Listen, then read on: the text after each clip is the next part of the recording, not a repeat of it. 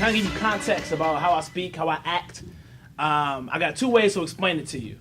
The first way is that I am professionally Afrocentric. Okay, my mom's a hippie. She's from Berkeley. Originally from Brooklyn, but she moved to Berkeley, and then she moved to Oakland. And my dad, he's a former Black Panther. So you bring them together. I have a professionally Afrocentric mannerism. That's how my coworkers, regardless of race and gender, have described me over the last 6 years of my life. For my fellow millennials, I'm a sophistiratch. Okay? Sophistiratch. So if you don't know what that means, let me break that down to you. That's two words. I'm going to bring them together for you. Okay? So sophistiratch. First part is sophista, second part is ratch. All right? So now, sophista means sophisticated, right? You understand how to dress, how to present yourself, how to take care of yourself. You know how to be professional, right? You know how to carry yourself in a manner. And with that, I also want to say that I'm ratchet, right? And so when I say I'm ratchet, that means that, you know, I was born in Oakland, right? And when I moved out of Oakland, I went to LA to live with my dad in South Central LA. If you ever seen Boys in the Hood, I'm Cuba Gooding after high school, all right? And so what that means is the reason I want to give a moment of silence for people who suffer from life, death, inequity, and injustice is because I know that culture. I've engaged in that culture. I am a product of that culture. But at the same time that all the different challenges that we face are going on, this is happening, right? So this is sophista, and every time we think about our hard times, we think about the ratchets, right? I'm both. I don't have a choice. I've always been both. I've tried to choose, and the other side always calls me whenever I try to choose one side over the other. And so I think that's important that you understand that. And so what that means is that I dress in two different ways. That's why you have to look at me in two different ways. I got this on because I like to wear this, right? The Raven was like, oh, it's the Oxford way. So I hit a little Google search, figure out what's up. Okay, I can tell what the attire is going to be, right? You know, but when I was on the plane yesterday, right, I had on my Marshawn Lynch shirt, and it said, I'm just here because I don't want to be fined. I got on some Adidas, you know, my sweatpants, and I got on some nice kicks. And so you can catch me one day in a t-shirt and some J's, and you can catch me later on in that same day probably wearing a suit, right? Professionally Afrocentric, but at the same time, I'm a sophistiratch. And I think it's important that we understand about, you know, what we wear and how that tells the world who we are, right? Because what you wear is really your value. It's your value of self. So you want to hear this theme constantly about what you wear. And don't be shocked when I go a little deeper than clothes. But I'm going to start off with clothes because that's usually, besides our melanin, the first thing that people see, right? So I remember walking, I used to live with my grandparents when I was in Queens. And when I lived with my grandparents, I don't know what it was about Queens. I don't know if it was just Queens, but it only happened to me in Queens. I'm walking around, and I'm talking Queens, New York, for those of you that never left California. It happens, right? You know, I'm an educator by trade. Most people don't go more than 2.5 miles outside of their neighborhood or their hood, depending on what side of sophistiratch you on. And on top of that, most people who go to college or school don't go to a school beyond 40 miles of their home, right? So I was different because when we had hard times, my mom sent me to my grandma's house in Queens. And so I'm in Queens, which is way far away from Oakland, about 3,000 miles away. And I'm walking down the street. And so when I'm inside the house with my grandma, I'm only sophisticated. But when I walked outside, I wanted to be ratchet. So I'm walking down Sagging one day, and mind you, I think I'm in second grade, right? I'm just coming from home from school. Like, it's not even deep yet, right? Like, I'm 7, 8, however old you are when you're actually in second grade. And this what's a good way to say this? This woman who was older, right? This older woman comes up to me and she says, "Little boy, pull up your pants." And I'm like, I don't know you. Why would you say that, right? And so I proceed to walk down the street ignoring her because, you know, don't talk to strangers. I'm not about to talk to you no matter what you say to me. So she follows me about 3-4 more like feet and was like, "Little boy, I know you heard me. Pull up your pants," right? And so I listened just because that's who I am, right? Like, you know, somebody starts yelling at me, right? I'm only 7. I'm like, all right, like I'm gonna pull up my pants. And I realized, that was a theme because no matter how old I got, I always heard pull up your pants. Whenever I tried to sag, someone always told me before the day was over, right? Someone. And I usually didn't know who they were, right? Because in front of my people, I know better. I know what I'm about to do. Pants up, belt on, clipped, we're good to go, right? Then I get outside, loosen it up a little bit. You know what I'm saying? Like, I got me, I don't know why. I don't even know why I sagged. I just did it, right? It was just what we did, right? And then I started thinking about how people started seeing me because I would sag and wear a white tee, which became pretty big of an issue in high school. Because people would start looking at me and be like, oh, you hood. Oh, you a thug. Okay, you bang? That was a real big question in LA. I went to Crenshaw High in South Central Los Angeles. So you bang is what people ask you more than they ask what's your name or how you doing today. Like, where you from? And you bang. Like, I don't, for my fellow millennials or anybody that listens to rap, think about Kendrick Lamar. Y'all remember that first album? Right? It was a part of his first album where he literally has a whole skit where somebody just like, hey, where you from? Where your mama stay? Where your daddy stay? Where your grandma stay? And it's like real. People actually go that deep into asking you where you from because based upon your attire, they want to assume that's the question to ask you. Right? And so it tripped me out because I was like, people always wanted to say to me, you're more likely to get shot when you're wearing a white tee and you're sagging and you're wearing some J's, right? And I was like, all right. And I was a very smart kid, for better or for worse. And so my response to people when they said that, I was like, well, Malcolm X got shot in a suit. Martin Luther King died in a suit. So what do you mean? It seems like I could be completely righteous in a suit and still get shot, or I can be in a white tee and some J's and still get shot. So what are they shooting? And I realized it wasn't exactly what I'm wearing. They were shooting my melanin. And I say there's so many different shooters. We can go have a whole conversation about that. I'll bring my brother over here. He probably got investigative research on who's shooting who, right? Better than I do, right? I got the media and a couple books, okay? So I realized, what we wear is black. Right? So what we're wearing when we wear black, and I want you to know when I say black, and I mean the culture, I want you to understand that's a capital B. Right? If I say black and I mean the color, it's a lowercase b. Right? And because I believe it was important that we just have that emphasis. Right? Because at some point in time, people might fear our melanin. They might fear the black. And I look at black differently. Right? So this is where the professional Afrocentrism comes in because I know how to wear my melanin no matter where I go, and I've learned not to be ashamed of my black. So in order for me to do that, I had to redefine black because when I first learned what black was, it was a lowercase b in all cases, and black to me meant negative. It meant evil. It meant scary because what's black? The dark. The dark is black, right? The last thing you want to be is dark black on top of that, right? I always got scored when I was a kid because when I was a kid, we used to play hide and go seek. And so it turned into evening time on my block, and we're playing hide and go seek, and I'm like maybe the darkest person on my block. Mind you, the majority of the people on the block, about 99.9% were black too. And I go hide by a car. My friend Cedric, I guess he was my friend. Yeah, my friend Cedric runs by me because he's it, right? And no one wants to be it when you're playing tag. And I was like, well, you ran right by me. But he looked dead at me like. I'm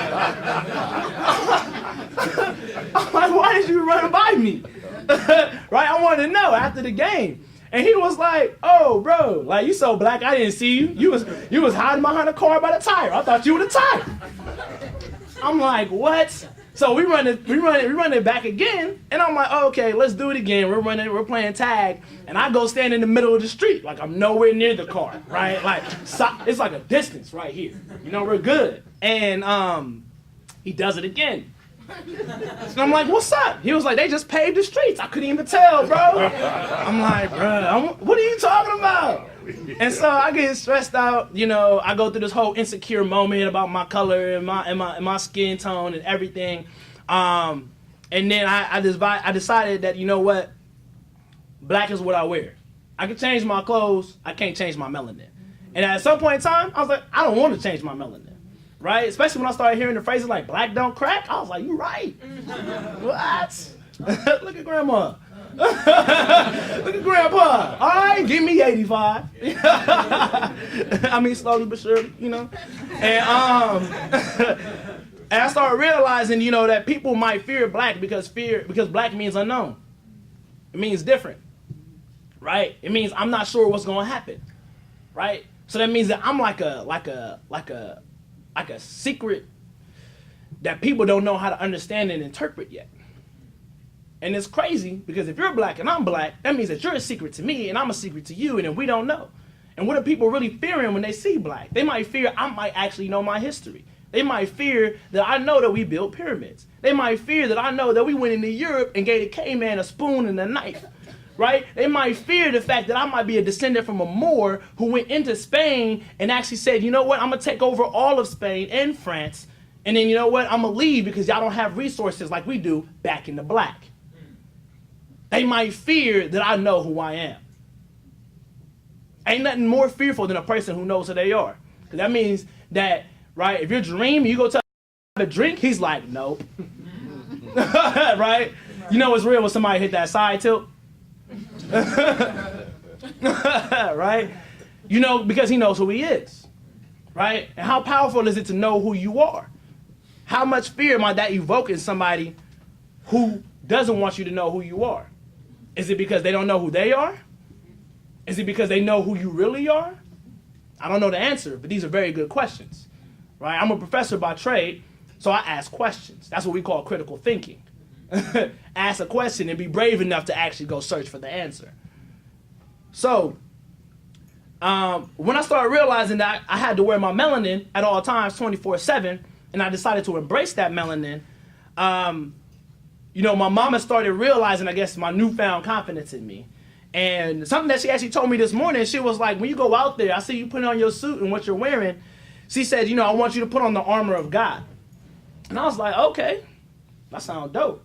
You know, I'm not 100% sure what you mean, Mom, but I like that. She was like, you don't know what I mean? So I'll tell you what it actually means by the end of this entire speech. But just know that if you were born with it, that's a part of your armor of God. That's the armor that God gave you. There's a reason you're wearing what you're wearing, and you are who you are. So it's important that you embrace that, because you have to live your purpose with passion. Right? And when you said that, I was like, man, I got to repeat that. I already have it written down, but I'm going to say it again. So, you know, I decided to start dressing with faith. I decided to start dressing with power, to dress with pride, and to dress to impress. And I realized, you know, your dress is a statement to others of your self-value. So what value statements does your attire say? When I wear a business suit, I handle business. I put the suit on. I'm here to handle business. They call it a business suit, right? Suits are two things: church suit, business suit, right? We handling business or we handling God? You know what I'm saying? God got business for me to do, or I got business for me to do, right? It's the only way. And so I realized that when I wear a t-shirt and my J's, I act like I'm wearing a t-shirt and J's. Remember, I'm sophisticated. So what I wear is usually representative of where my mindset is in that moment, right? So sometimes I have to tell myself to put on a suit even though I don't feel like it, because I know at some point in time today I got to handle business. And that's usually going to bring me more money than my ratchet side, which spends money, and my business money creates money. You know, it's just, right? It's a constant battle. So I'm trying to figure that out. So like I told you, I went to Crenshaw High, and the meaning of a white tee at Crenshaw High was very serious.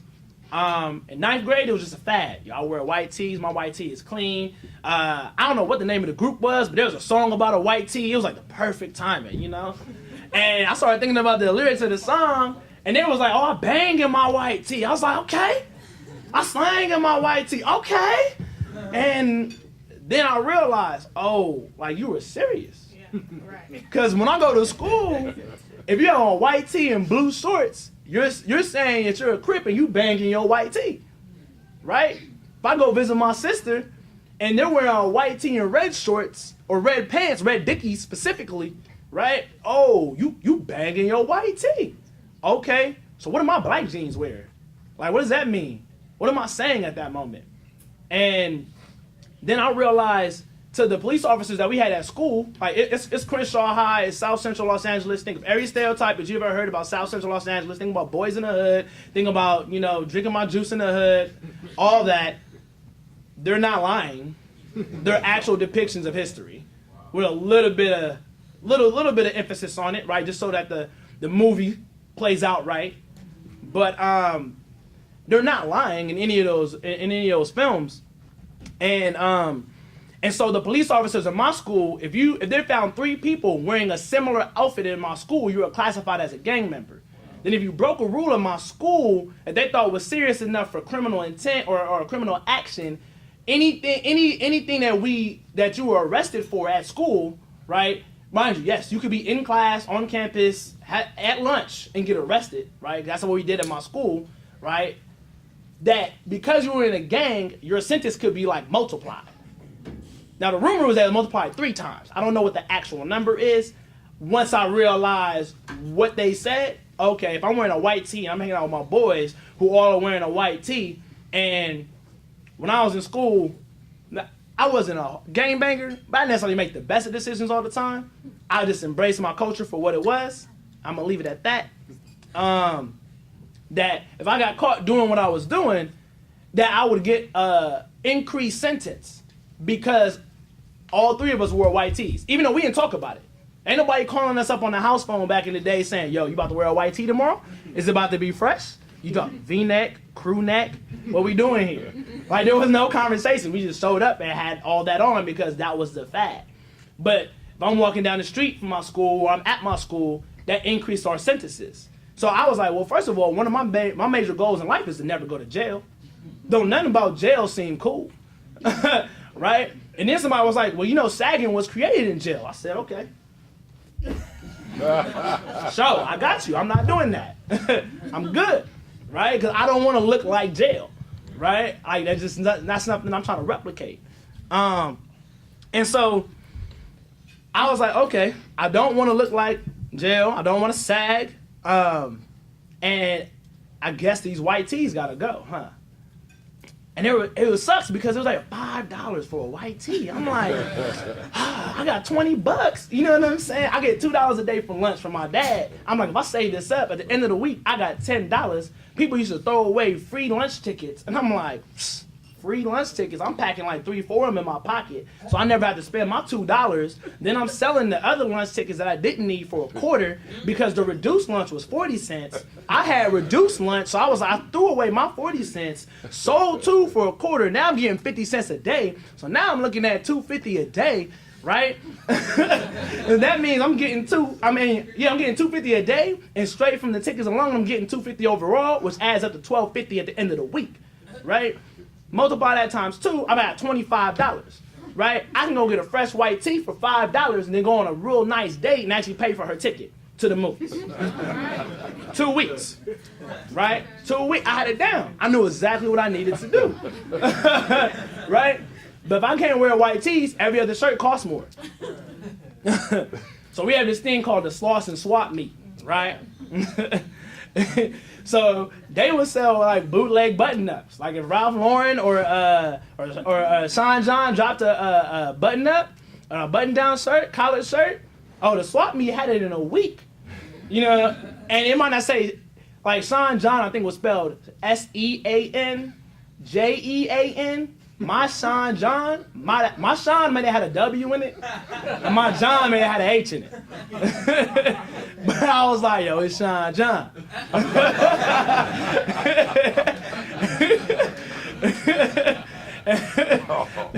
Am I? Man, I wish I was lying.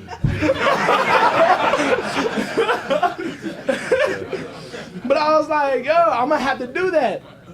Because, and what happens is that change happens in people's lives for two reasons.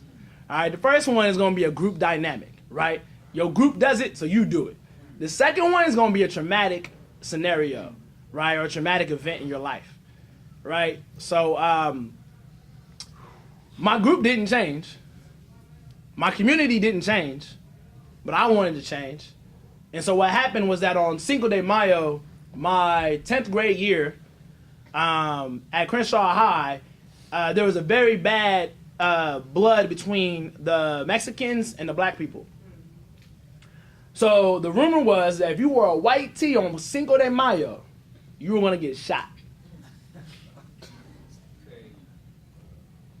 This is facts. These are facts. So I'm looking at my closet like, dang. Well, I'm really looking at my drawer. I don't hang up white tees. But I was like, all right, I got a choice to make today. And I remember I joined this gentleman's club. It was called Onyx, right? Because Onyx is like this black stone. I think it's like harder than a diamond or something like that. But it's just about black empowerment and understanding. That was when I started learning new differences and new definitions for black. And I was like, all right, I got to wear like a collared shirt today, right? So I wore a white tee and then put a collared shirt over it. So the white tee became an undershirt. And that was a transition. Because after that, I never really went back to wearing like a white tee straight up. Maybe like once or twice, because I had a couple fresh ones that I just took out the package. But I was like, Cinco de Mayo is not the day to test that, right? Like, I'm gonna wait till the 6th, maybe the 7th, pull it out in June. And so I was like, all right, cool. But if you get back to like what you wear is what you're worth, I realized that, okay, if I wear a $5 shirt, people are going to treat me like I'm worth $5. You can shoot $5 real quick, you know? One of those activities that I may or may not have engaged in that may or may not have been against the rules is that we used to, like, shoot dice and play cards, right? And somebody lose $5, they may or may not be mad, right? But if you lose $20, that's Sean John with an H. Right? You lose $40, the actual Sean John shirt, you tripping, right? You know, I wear a white tee, it gets messed up, and I'm mad for maybe a day, right?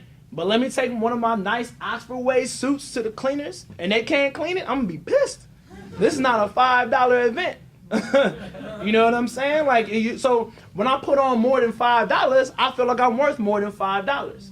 And I finally understood why I acted the way in a suit that I wouldn't act in a way in a white tee.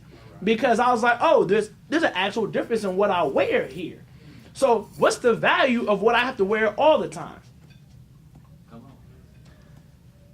on. And so I was like, all right, I need to establish my value.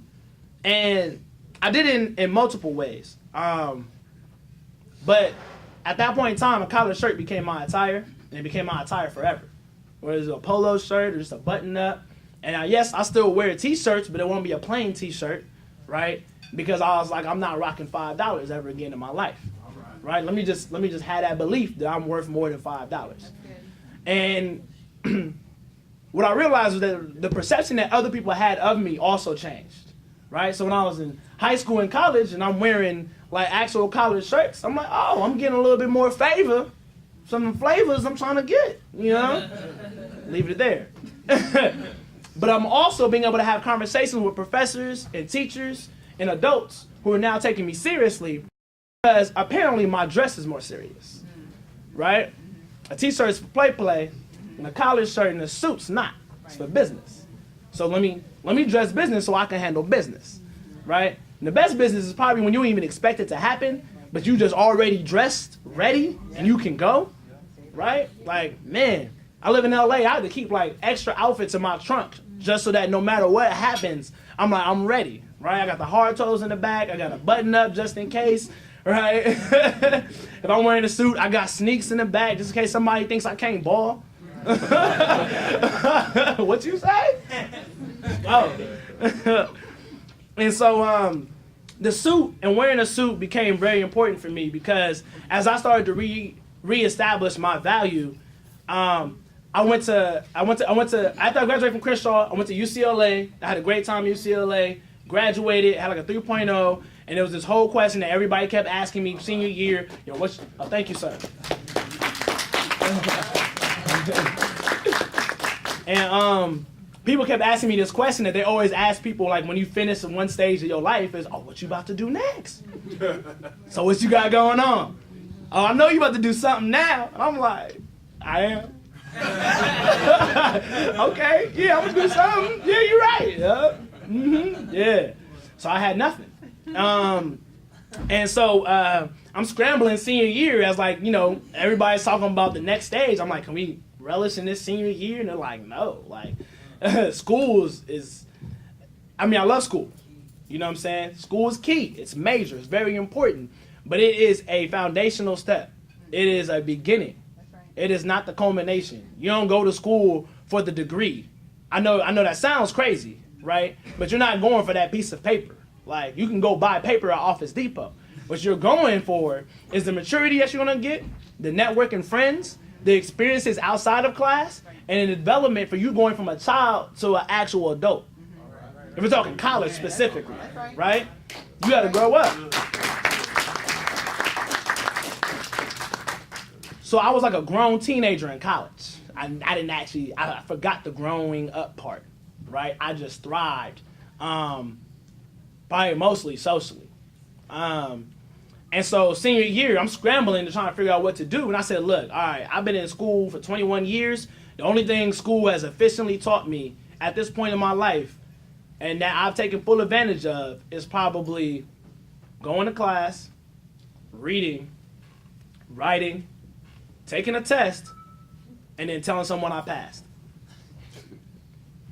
Because I'm the kid that, like, when they told you what to do, like when somebody told me to pull my pants up, I pull my pants up, right? So I just listened to what everybody told me to do. Go to school. I regret not going to school. I regret not graduating. I regret not, going abroad. I regret not joining a fraternity. I regret not really giving my all in class. I regret not reading every word in every book. So I was like, I'm listening. I'm going to do all of that because I don't like regrets. They don't look good on me. I'm not trying to wear those. So I get to senior year, and then there's new regrets that no one ever told me. Man, I regret not getting that internship. Well, internship where? Who? What you mean? I regret not working. I regret not saving money. Okay, so you're not supposed to spend all that? But I'll get another check. But when you graduate, work study don't pay you no more because you're not studying, you just working. Oh, okay. I didn't put that together. And so I was like, the only thing I know how to do is go to school. Let me apply to grad school and keep going to school because now I need more time to figure out this whole life thing. Because apparently if I live for 40 years after graduation, I'm going to spend twice as much time outside of school as I'm going to spend inside of school. So I need time to figure this out.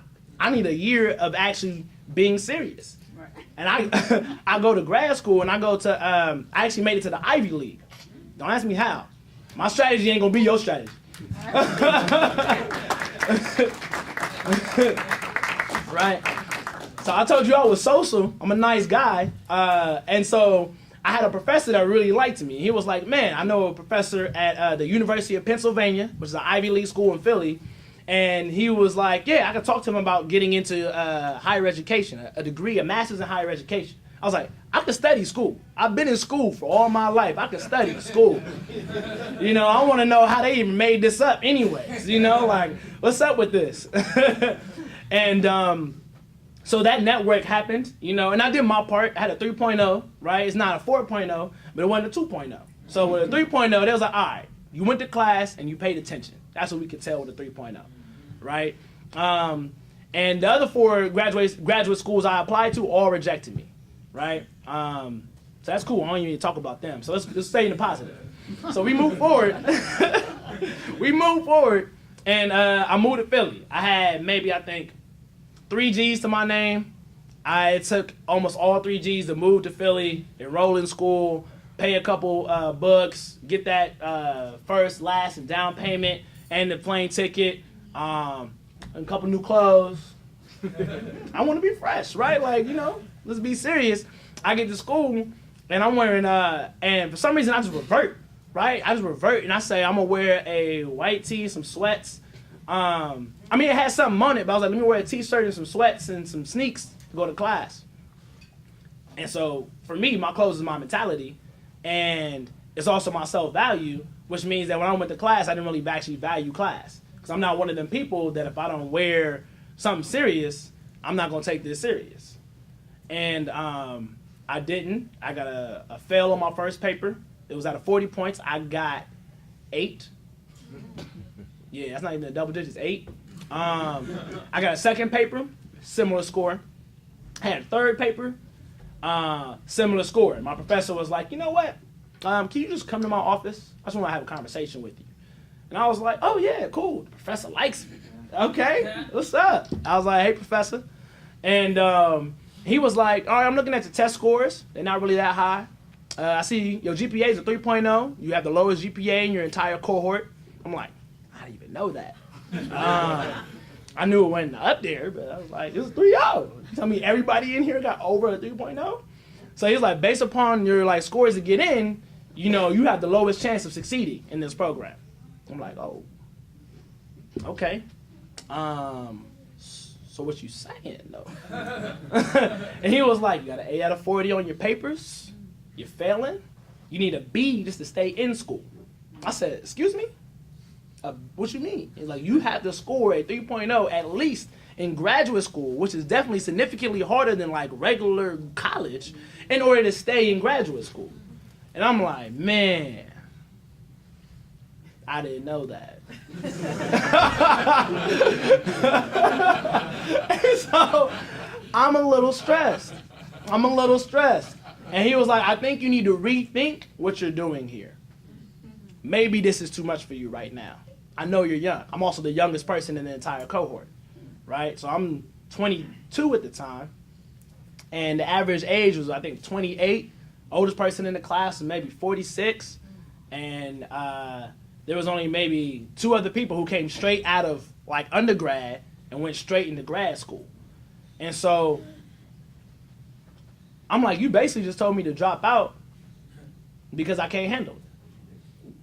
So, first of all, I have this thing, right? Reverend Randy, you had that Superman, right? I got a superpower too, right?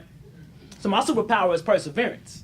So every time I see a brick wall or an obstacle, I bust through it, I jump over it, or I get around it. Right? I don't stop. I can't. Thank you. And so I was like, all right, I just gotta go beast mode. That's the only thing I know how to do. When I feel like my back is against the wall, I just get completely defensive, I get mad, and I just get super focused, right? So every club and organization that I was a part of at that point in time, I just dropped out of them. I was like, yeah, I'm cool. I don't want to hang out. All my friends are like, oh yeah, let's go to parties, let's turn up. And at that point in time, I may or may not have been a turn-up king. We won't confirm that. I dethroned myself, right? And I said, I just got to focus. So I showed up to class the next day in a full suit. I sat down in the front row. I got a venti coffee from Starbucks because I used to fall asleep in class. There's better places to sleep, like your bed. But I slept everywhere. And I said, okay, I'm going to focus. I got my venti, I got my suit, and I'm ready, right? I went from 8 out of 40 to 38 out of 40 in a matter of 1 month. I didn't do it alone. I went to other people who were actually able to study like they were in a suit when they were in a t-shirt, right? But I didn't have that ability. But that's them. You do you. I'm going to do me, right? And I asked them, and I said, yo, can you teach me how to write? Because apparently I can't write on a grad school level, on an Ivy League grad school level, right? I write like I'm from Crenshaw High. I was at the top of my class at Crenshaw High, but I would have been at the bottom of a lot of private schools, apparently. And so, but I didn't go to those private schools. I'm already here now at the Ivy League, which is one of the greatest private schools. Too bad. You should have cut me out a little sooner, and you didn't. I'm here. That's your problem. Watch me succeed. And I started buying lunch and coffees for people that were smarter than me, that knew how to read and knew how to write better than me. I was like, I don't have money like that, right? I spent it on clothes and moving here, but I can buy you lunch. And so I just did that, right? And I went from 8 to 38 out of 40 on my scores. And then that same professor, he walks up to me, he says, wow, like, I don't know what you did. I don't know what you've been doing, but like, you're gonna make a great professional one day. I see something in you. And I was like, don't you? And I realized that, like, at that moment, like, that's when you have to decide a lot for yourself. You have to decide who you want to be. And so I said, man, I really like that. I really appreciate you, keeping it real with me, professor. And, I want to be a professor too, because I can see the amount of empowerment that I can give to someone. And he was like, okay, hold on.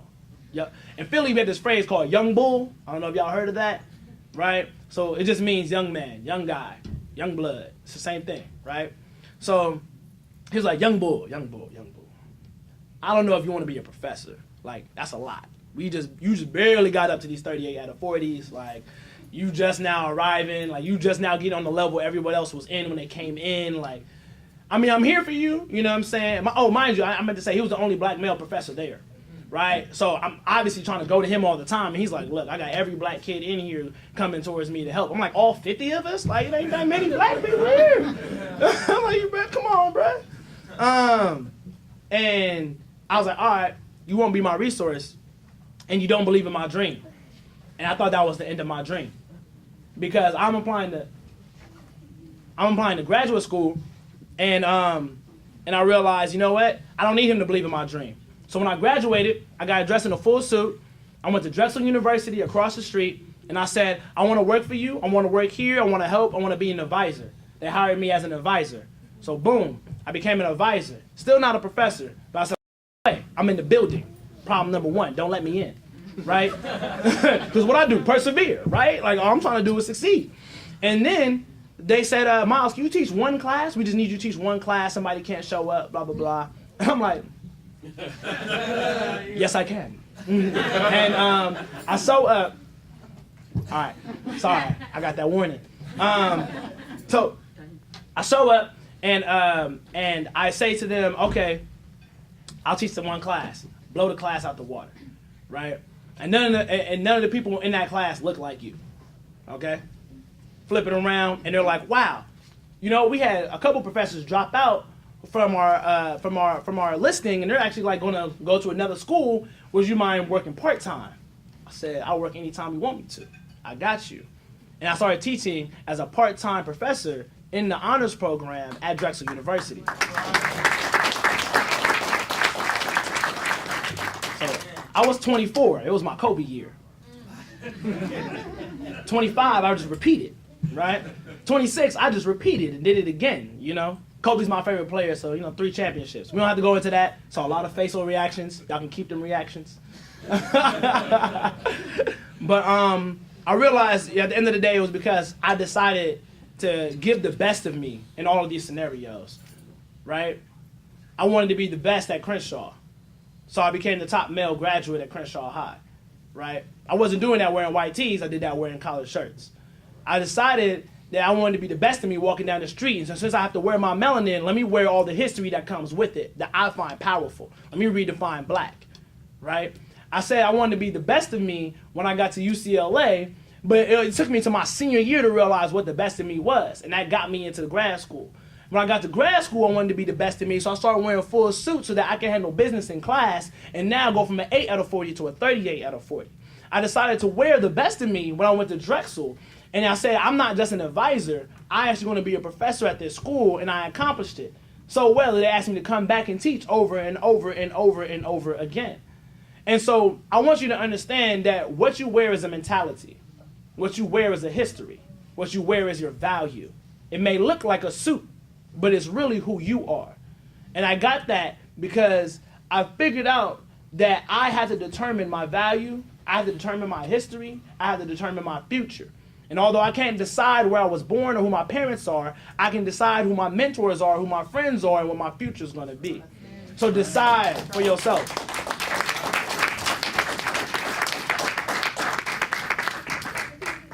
And so I'll leave you with this as my last words. That I figured out what my mom was talking about when she told me to wear the armor of God this morning. And I'll just read this. And it's from Ephesians 6, verses 10 through 18 is what I found. And it says, "Finally, be strong in the Lord and in his mighty power. Put on the full armor of God so that you can take your stand against the devil's schemes. For our struggle is not against flesh and blood, but against the rulers, against the authorities, against the powers of this dark world, and against the spiritual forces of evil in the heavenly realms. Therefore, put on the full armor of God, so that when the day of evil comes, you may be able to stand your ground. And after you have done everything to stand, stand firm then, with the belt of truth buckled around your waist, with the breastplate of righteousness in place, and with your feet fitted with the readiness that comes from the gospel of peace. In addition to all this, take up the shield of faith, with which you can extinguish all the flaming arrows of the evil one. Take the helmet of salvation and the sword of the Spirit, which is the word of God." Word is bond, gentlemen. Thank you for listening.